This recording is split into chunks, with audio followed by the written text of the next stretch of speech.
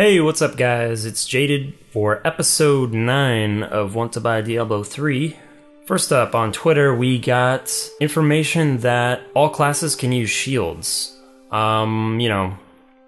was to be expected, I think, for everyone. I don't think this is a big surprise.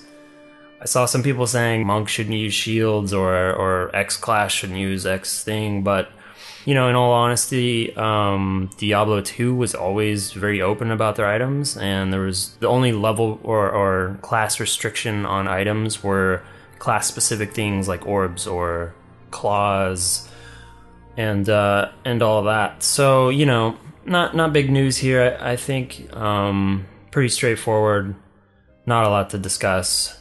Moving on. So this one's a bit more interesting. Someone had asked if the inspect/armory would be in the game. So looking at WoW, it's pretty much the website that links everybody's character, shows off their skills, their equipment, their clans, their stats, their achievements and all that good stuff. Also shows their accomplishments in terms of like raids and stuff like that. For Diablo 3, obviously it'll be different. It won't be an exact duplicate of that, but I'd imagine having, like a fully fleshed out armory just like WoW does. As for the inspect feature, I think this is a really good thing. When I first came back to Diablo 2 recently, I really wanted this feature, to be honest, and mostly just to see what high-level characters are doing. When you go away from a game for a really long time, it gets patched and updated, and a lot of things get changed skill-wise, and you really need to read a guide or do a lot of trial and error with your skills and whatnot. So I think this is a good thing because it's going to be a great resource for beginners and for people who, go on hiatus and then come back to the game after it's been updated. And the reason it's so good is because from what we've been told, respecking will be expensive, it won't be cheap. And so you don't want to trial and error all your money away when you could just go look at a few good builds and try those out and then go from there. And some people really disagreed with this feature because of the way Diablo 2 works, and that, I don't think that they realize that Diablo 3 will be a much different game just for the simple fact that you can't duel in the normal game. And so the PvP aspect is only an arena, and guess what, you probably will not be able to inspect an arena, and even if you could, what good would it do you? You're not gonna respec on the fly or change your gear or whatnot. In that regard, it poses no threat, but also people didn't want their build to be, I guess, out there in the open for people to pick up and just take it, because gonna happen. The top PvPers, the people high on the ladder or the rankings, however it's laid out, the people at the top are gonna get inspected and armoried, and they're gonna get figured out. In my opinion, I don't think that matters one bit, and I'll tell you why. So you're gonna have a lot of customization in this game in terms of skill choices, traits, rune choices, and gear, and all these things combined together make your character. Now, even if all this information is out there on the internet for people just to go look at instantly, it's not going to be attainable for everyone. Just because you hit level 60 and you want to go PvP doesn't mean that, you can go take the top PvPers build and gear and just make the best character in the game. It's going to still take time and effort and grinding for the items and playing the market and learning how to use your character. All these things come into play. Also team synergy and your teammate skill level. So that's why I don't see it as this potentially huge threat to the community, and really we just really need to be open with this type of stuff and allow such a good resource to be in the game for newcomers and old players alike.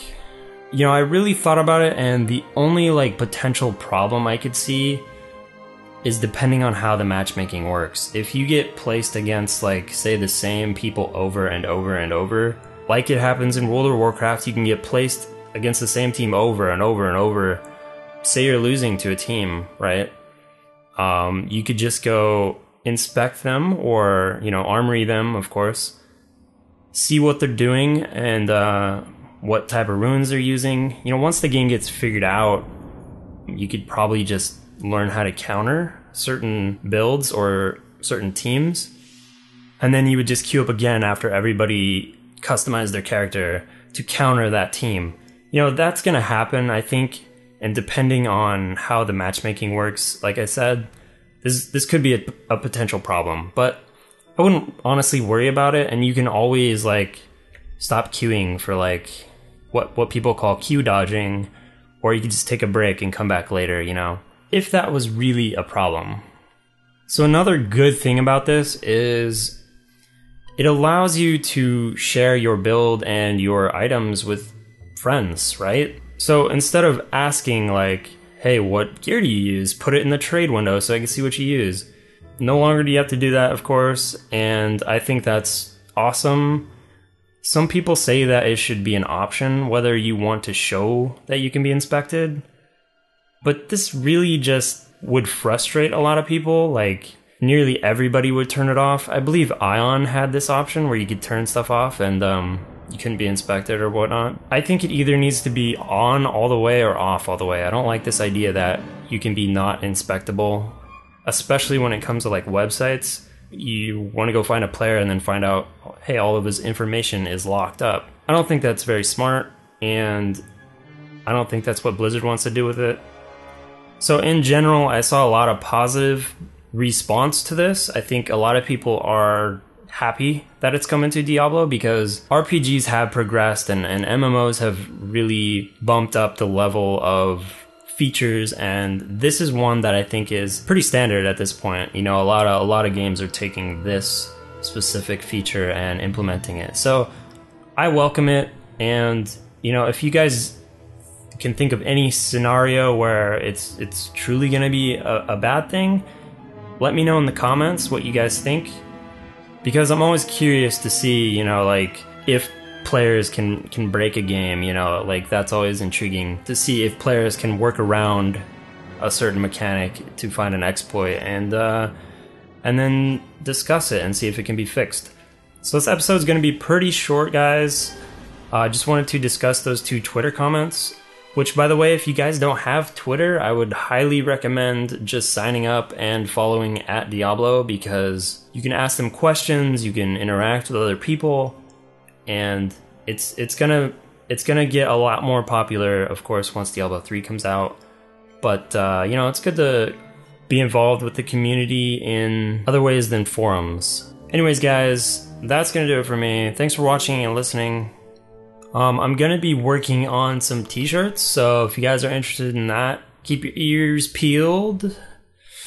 Or keep your ears peeled, I don't know if that's... Anyways, I'll see you next time, guys. Bye!